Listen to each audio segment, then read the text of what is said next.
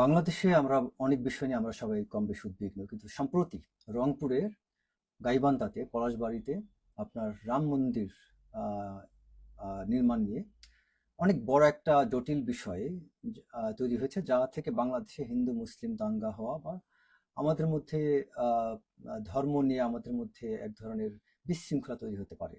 কিন্তু দুঃখের বিষয় হচ্ছে বাংলাদেশে বর্তমানে রাজনীতিবিদরা কেউ, কোনো politician, none of the politician spoke about this issue. কেউ কোনো কথা বলেননি। কেন? কোথায় ভয়? বাংলাদেশের সবকিছুর দায় কি প্রধানমন্ত্রী একা নেবেন, বা সবকিছুর দায় কি বাংলাদেশের প্রশাসন নেবেন, না সব দায় গোয়েন্দা সংস্থা নেবে?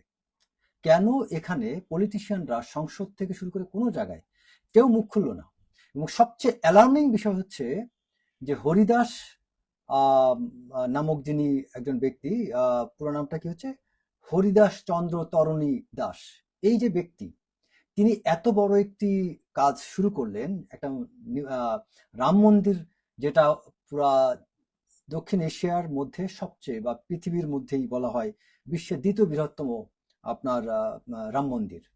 এত বড় একটা স্থাপনা রংপুরের গাইবান্ধাতে তৈরি হচ্ছে, যে কাজটা শুরু হয়েছে 2024 সালের নভেম্বর মাসে। তার মানে 5ই আগস্টের পরে, অন্তর্বর্তীকালীন সরকার যখন ক্ষমতা আসলো, ঠিক তারপরেই আপনার 2024 সালের নভেম্বর মাসে এই রাম মন্দির নির্মাণ কাজ শুরু করে কে? হরিদাস চন্দ্র তরণী দাস।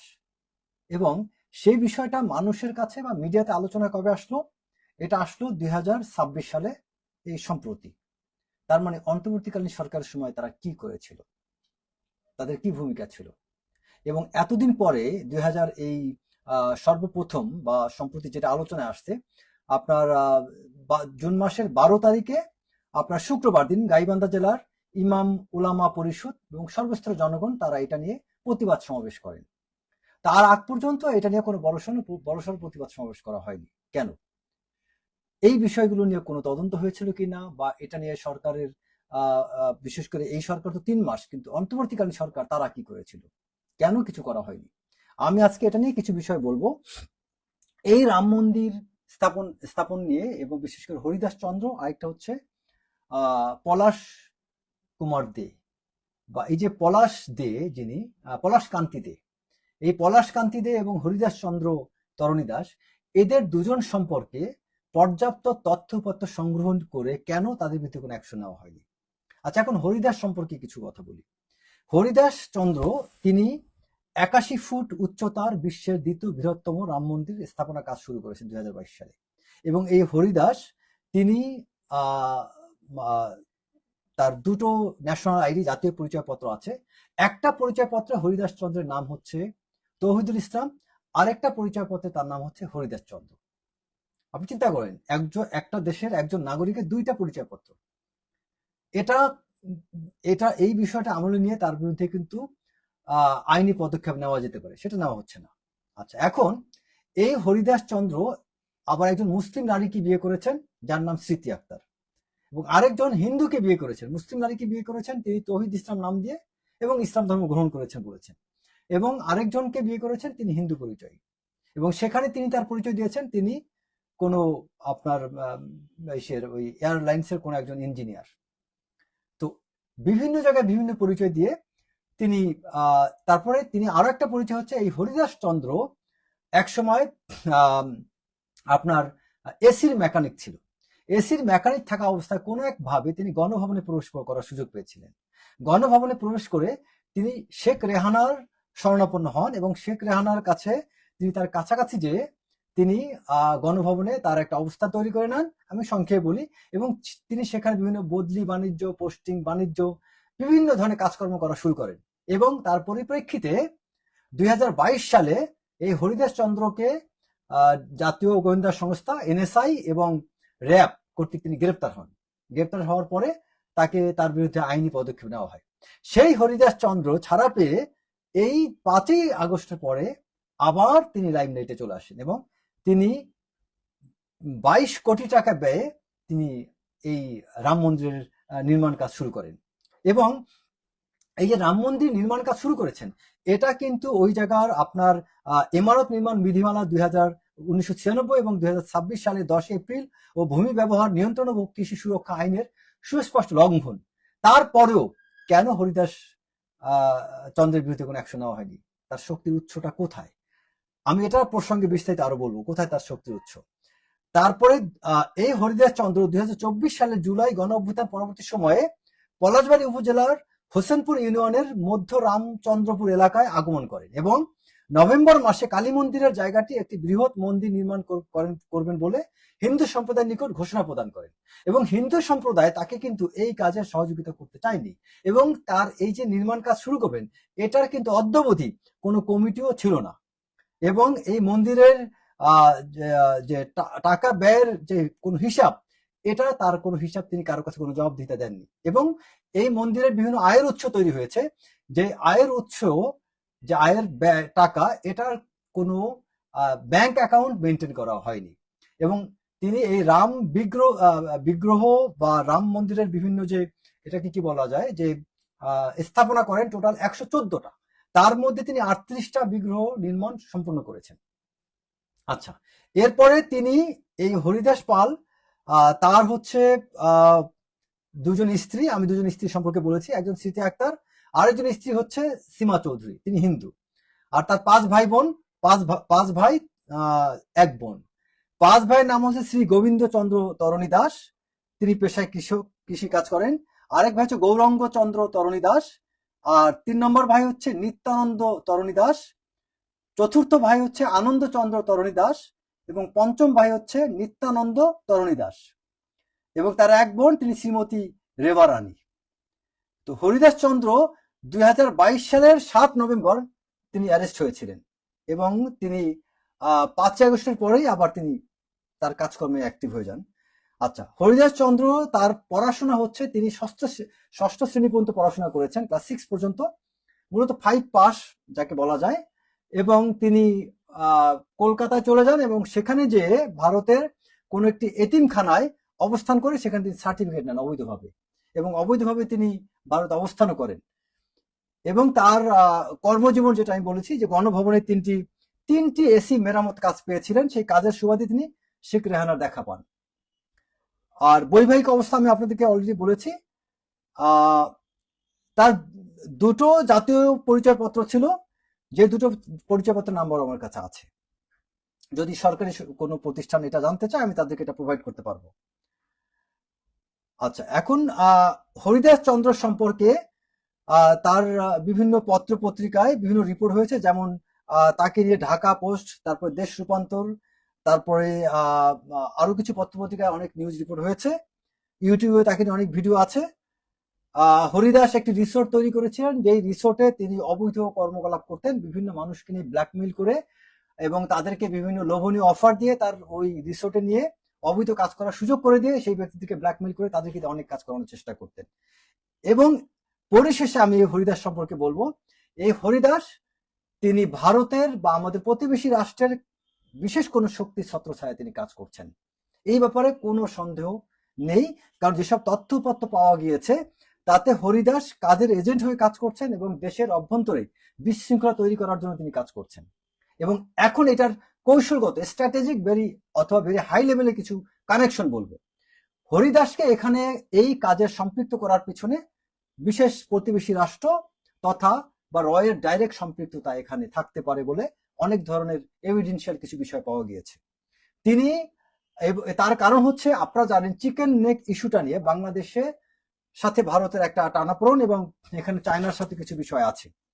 এই চিকেন নেক এরিয়া তথা বাংলাদেশের বিশেষ করে পশ্চিমবঙ্গের বর্ডার এরিয়ার কাছাকাছি ভারত প্রায় 3টা মিলিটারি এস্টাবলিশমেন্ট অলরেডি সেখানে স্থাপন করেছেন এবং একটা মিলিটারি স্টেশন আপনার খুব সম্ভবত আসামের দিকে, এবং এছাড়াও বর্ডার এরিয়াতে মিলিটারি স্থাপনা নতুন করে স্থাপন করেছেন। তাদের আর্মি গুলো বিভিন্ন জায়গায় কনসেন্ট্রেটেড করেছেন, যার ইন্ডিকেশনটা আপনি এটার সাথে মিলাতে পারছেন। এই হরিদাস চন্দ্র ওই জায়গাটার নামে মাত্র সেখানে আছে, তার শিক্ষা নাই, তিনি হিন্দু কমিউনিটিকে রিপ্রেজেন্ট করেন না, ওইখানকার হিন্দু লোকজন তাকে সমর্থন করে না, কোনো কমিটির সাথে তিনি জড়িত না। তাহলে হরিদাস চন্দ্রকে দিয়ে এত বড় কাজ কে করাচ্ছে? হরিদাসের শিক্ষা দীক্ষা নেই, হরিদাস হিন্দু কমিউনিটির কোনো নেতা না, হরিদাস কোনো ধর্মীয় যাজক না, হরিদাস কোনো পাদ্রী বা কোনো কিছু না। তাহলে হরিদাস কোনো বড় কোনো ব্যবসায়ী না, তার কোথায় সে টাকা পেল? সে ধর্মীয় কোনো বড় কোনো যাজক না, তাহলে এই ধর্ম নিয়ে তার বাড়াবাড়ি কারণ কি? তিনি কার কাছ থেকে শক্তি পাচ্ছেন? এই বিষয়টায় আমাদের রাষ্ট্রের ভূমিকা আমি মনে করি খুব দ্রুত নেওয়া উচিত। কিন্তু এখন পর্যন্ত এই বিষয় নিয়ে কেউ কেন মুখ খোলেনি, কেউ কেন কথা বলেনি, এটা সাধারণ জনগণের কাছে সত্যি অনেক বড় একটা উদ্বেগের বিষয়। এবং এরপরে আমি বলবো এই জায়গাটায় জামাত ইসলামের কিছু লোকজনের সম্পৃক্ততা পাওয়া গিয়েছে। সেটা কোথায়? হরিদাস চন্দ্রের সাথে জামাতের একজন নেতা গুলজার, যিনি আপনার সাবেক সভাপতি পলাশবাড়ী পৌর ছাত্র শিবির এবং সাবেক সেক্রেটারি জামাত ইসলামী পেশাজীবী সংগঠন পলাশবাড়ী উপজেলা, এই গুলজারের সাথে হরিদাস চন্দ্রের কথা হয় এবং তার সাথে যোগাযোগ আছে। এটা আমার মনে হয় সরকারি সংস্থাগুলো চাইলে তারা প্রমাণ করতে পারেন। আলামিন নামে একজন ব্যক্তি আছেন, যার সাথে যিনি হচ্ছেন জামাত ইসলামের হোসেনপুর ইউনিয়ন ৬ নং ওয়ার্ডের সভাপতি, তার সাথে হরিদাস চন্দ্রের কথা হয় কেন? তারপরে পল্লব নামে এক ব্যক্তি, যার মোবাইলে সরাসরি যার পরিচয় হচ্ছে সহসভাপতি হোসেনপুর ইউনিয়ন, এটা নিয়ে একটু বিতর্ক আছে, কোথাও আছে যে আওয়ামী লীগের নেতা, কোন জায়গা আছে জামাতের, আবার কেউ কেউ বলেছে বিএনপির সাথে তার সংশ্লিষ্টতা আছে, বাট তার ব্যাপারটা আমি নিশ্চিত নই। দেন লাকু নামক একজন ব্যক্তি আছে, যার পরিচয় যিনি জামায়াত ইসলামী সমর্থক এবং হোসেনপুর ইউনিয়ন মন্ডলপাড়া বাড়ি হরিদাসের কর্মচারী হিসেবেও কাজ করেন, এবং তার নাম হচ্ছে লাকু। তার সাথে হরিদাসের যোগাযোগ, ফোনে কথা হয় এবং তিনি হরিদাসের সাথে সরাসরি কাজ করেন। এরপর আছেন মুজফ্ফর নামে একজন ব্যক্তি, যার সাথে হরিদাসের যোগাযোগ আছেন এবং তিনি পূর্বে হরিদাসের মন্দিরে কাজ করতেন। তার মানে এবং এই ব্যক্তিও জামাতের সাথে তার সংশ্লিষ্টতা আছে। তারপর ৪ নামে একজন ব্যক্তি আছে, যিনি বরিশালের বাসিন্দা, তার সাথে হরিদাসের যোগাযোগ আছে। তার মানে এই হরিদাসের সাথে হিন্দুদের তুলনায় মুসলমানদের সাথেও যোগাযোগ আছে। সো হরিদাস যে হিন্দু কমিউনিটিকে রিপ্রেজেন্ট করে না, এটা স্পষ্ট। সো আমার দেশের হিন্দু ভাই যারা আছে, তারা কোনোভাবে যদি বিভ্রান্ত না হয়, এই জন্য এই বিষয়টা, এই বার্তাটি তাদের বুঝতে হবে। তার মানে এটা আমাদের হিন্দু সম্প্রদায়কে মিসগাইড করার একটা পায়তারা। বাংলাদেশে হিন্দু মুসলিম যে একসাথে আছে, সেটা হরিদাস চায় না। কারণ হরিদাসের কর্মকাণ্ড দেখে মনে হয় তিনি ভারতকে বেশি ভালোবাসেন, তিনি রয়ের হয়ে কাজ করেন। বাংলাদেশের মাটিতে বিদেশি কোনো সংস্থার এজেন্ট এই জায়গায় খেলাধুলা করতে পারবে না, এটা তাদের খেলার মাঠ না। তিনি যদি অন্য দেশের প্রতি প্রেম থাকে, তিনি সেই দেশে যে কাজ করেন, বাংলাদেশে তার কাজ করার কোনো জায়গা না। এবং বাংলাদেশে অস্থিরতা তৈরি করা, বাংলাদেশের সরকারের কাজে বাধা সৃষ্টি করা, বাংলাদেশে হিন্দু মুসলিম মধ্যে একটা বিশৃঙ্খলা তৈরি করা, এটা যেন না হয়। এবং সবচেয়ে বড় এটার সুদূর প্রসারী পরিকল্পনা হচ্ছে, মূল টার্গেট চিকেন নেক কে কেন্দ্র করে আমাদের রংপুর হচ্ছে একটা স্ট্র্যাটেজিক, আমাদের কৌশলগত, সামরিক কৌশলগত সবচেয়ে গুরুত্বপূর্ণ একটা ডিভিশন। কেন রংপুরকে বেছে নেওয়া হয়েছে? কারণ এটার সাথে একটা অনেক বড় একটা কারণ আছে।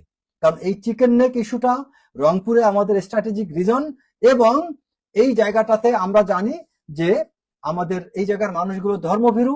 এখানকার ধর্মভীরু মুসলিমরা হয়তো তারা একটা ভুল ভ্রান্তি যাতে করে বসে, যদি তারা এই হরিদাস পালের বাড়াবাড়ির কারণে, তারা যদি এখানে হিন্দু মাইনরিটির সংখ্যা খুবই কম, এই হিন্দু স্বল্প মাইনরিটি যার ব্যক্তি আছে, যদি কোনো কারণে তারা বিক্ষিপ্ত হয়ে মিসগাইডেড হয়ে তাদের সাথে কোনো মারামারি বা কোনো ধরনের কর্মকাণ্ডে বা কোনো বিশৃঙ্খলা জড়ায় যান, তখন যাতে এই হরিদাস চন্দ্রের যাদের হয়ে কাজ করছেন, তাদের মাধ্যমে যাতে ইউরোপিয়ান কান্ট্রিগুলোকে কনভিন্স করতে পারেন যে বাংলাদেশে মাইনরিটির উপর অত্যাচার বা জুলুম করা হচ্ছে। এইটা হচ্ছে তাদের আলটিমেট, মানে তাদের লক্ষ্য অর্জনের জন্য তার এই ট্রাম্প কার্ডটা তৈরি করার চেষ্টা করবেন। ইউরোপ তথা পাশ্চাত্য কান্ট্রিগুলোকে তারা বুঝাইতে চাইবেন যে বাংলাদেশে মাইনরিটির উপর বা ইথনিক ক্লিনজিং হচ্ছে, মাইনরিটির উপর অত্যাচার হচ্ছে। এই ন্যারেটিভ এস্টাবলিশ যদি করতে পারেন, তাহলে তারা ওই যে সামরিক স্থাপনাগুলো এবং চিকেন নেককে কেন্দ্র করে ভারতের প্রতিবেশী রাষ্ট্রের তারা যে মিলিটারি স্থাপনা যেভাবে আস্তে আস্তে ক্লোজ ডিস্টেন্সে নিয়ে আসতেছেন বর্ডার এরিয়াতে, তখন তারা যাতে খুব দ্রুত একটা রিয়াকশনারি কোনো অ্যাকশন মেজার নিতে পারেন বা কোনো একটা বিশৃঙ্খলা আমাদের সাথে তৈরি করতে পারেন, যাতে ওইভাবে তারা প্রস্তুতি নিচ্ছেন এবং ইন্টারন্যাশনালি তারা ওই রকম ন্যারেটিভ তৈরি করার জন্য এগিয়ে যাচ্ছেন। সো এই বিষয়গুলো আমার মনে হয় বোঝা উচিত। আমি খুব লেমন ল্যাঙ্গুয়েজে বললাম, এটার জন্য যে ধরনের টার্মিনোলজি গুলো বলা উচিত, এটা হয়তো সাধারণ দর্শকরা বললে বুঝবে না, বাট আমি যারা মানে বিশেষ করে আমার কথা বুঝতে পেরেছেন, আমি তাদের প্রতি কৃতজ্ঞ এবং তাদেরকে অনুরোধ করবো আপনারা এই বিষয়টা সবার মধ্যে ছড়িয়ে দেন এবং শেয়ার করতে পারেন। এটা বাংলাদেশের মানুষের এবং সরকারের বোঝা উচিত, এবং পলিটিশিয়ান যারা আছেন তাদের প্রত্যেকে এটা নিয়ে কথা বলা উচিত। এটা অনেক ডেঞ্জারাস একটা বিষয় ঘটতে যাচ্ছে বাংলাদেশে, বিশেষ করে খুব দুঃখজনক এবং এটা খুবই অ্যালার্মিং বিষয় যে এই যে একটা ঘটনা ঘটলো, এই হরিদাস চন্দ্র, তরণী দাস এবং এই পলাশ কান্তি দে, তারা যে ভূমিকাটা এখানে নিয়েছে, এই ভূমিকাটা কেন এতদিন বাংলাদেশে মানুষ টের পায়নি? এবং সবচেয়ে বড় কথা, অন্তর্বর্তীকালীন সরকারের সময়, তখনকার সময় তারা শুধু ওই আসিফের মাধ্যমে অস্ট্রেলিয়া টাকা পাচারের কাজে কি ব্যস্ত ছিলেন, বা এখানে বিশেষ কোনো গোষ্ঠীকে শক্তিশালী করার জন্য, বা তারা কি কোনো কিংস পার্টি নির্মাণের জন্য কি তৈরি করার জন্য কি ব্যস্ত ছিলেন? বাংলাদেশে বিদেশি সংস্থা বা কারা কি করছে এদিকে নজর ছিল না। আজকে বিএনপি কি নিয়ে সমালোচনা করছেন, তাহলে আপনারা এই বিএনপি 3 মাস বাদ দেন, গত 1.5 বছর কি করেছেন? কেন এই 1.5 বছরে এই জিনিসটাকে থামানো হয় নাই? এবং এখানে কেন জামাতের বিভিন্ন নেতাকর্মীরা কথা বলছেন? উদ্দেশ্যটা কি? আপনারা রাজনৈতিক গেমের মধ্য দিয়ে বাংলাদেশটাকে ধ্বংস করতে চান, বাংলাদেশকে বিক্রি করে দিতে চান। একবার বিক্রি করছে আওয়ামী লীগ, আবার আপনারা জামাত বিক্রি করবেন। জামাত আপনারা এটা নিয়ে একটা গ্যাঞ্জাম তৈরি করে দিয়ে তারপরে বাংলাদেশের সার্বভৌমত্ব হুমকি মুখে ফেলে দিবেন। এবং বাংলাদেশে আমি মনে করি বিএনপির কিছু নেতারা তারা এখনো কোন দেশ কাদের প্রতি কাদেরকে ভয় পাচ্ছেন আই ডোন্ট নো। তবে প্রধানমন্ত্রীকে অনেকে চাটুকারিতা করেন, তার প্রশংসা করেন, কিন্তু প্রধানমন্ত্রীর কিছু ভূমিকাকে কেউ অনুসরণ করেন না। প্রধানমন্ত্রী প্রতিশোধ পরায়ণ না। তিনি তার বক্তব্যে কিছুদিন আগে বলেছেন যে আমি যদি এখন প্রতিশোধ নেই, যারা আমাকে নির্যাতন করেছে তাদের উপর যদি কোনো প্রতিশোধ নেই, আমার তো মেরুদণ্ডের হাড় সোজা হবে না, আমার তো ব্যথা কমবে না। যে প্রধানমন্ত্রী এতটুকু উদার হতে পারেন, সেই প্রধানমন্ত্রী বিএনপির নেতাকর্মীরা কি করে মানুষের উপর জুলুম করে, নির্যাতন করে, বিভিন্ন জায়গায় বিএনপি অফিসে ধরে নিয়ে মানুষকে কিভাবে পিটায়। যেই দেশের প্রধানমন্ত্রী এতটা উদারতা দেখান, সেই দেশে আপনারা চাটুকারিতা বাদ দিয়ে প্রধানমন্ত্রীর ওই পথে হেঁটে কেন দেশপ্রেমটা দেখাইতে পারছেন না? সারাক্ষণ কেন চাটুকারিতা করতেছেন? এই দেশে এই যে হরিদাস, এই হরিদাসের বাড়ি কিন্তু বগুড়ার শিবগঞ্জে। সেই বগুড়াতে যে আমরা একজন এমপি বা প্রতিমন্ত্রীকে দেখতে পাচ্ছি বিভিন্ন ইউনিয়নের নাম তার সন্তানের নামে। ধরলাম তিনি তার সন্তানের নামে দিগন্ত সীমন্ত নাম দেন নাই, কিন্তু তার তো সতর্ক থাকা উচিত ছিল।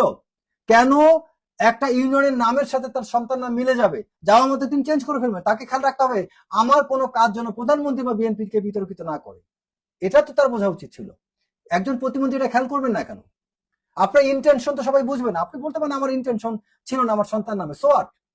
আপনি একটা প্রতিমন্ত্রী, দায়িত্বশীল একজন মন্ত্রী, আপনি বুঝবেন না যে কোন জিনিসটা বিতর্ক তৈরি করতে পারে? আপনি কেন প্রধানমন্ত্রীকে বিব্রত করেন? নয়, কেন আপনি প্রধানমন্ত্রীকে বিব্রত করলেন আপনার কর্মকাণ্ডের দ্বারা?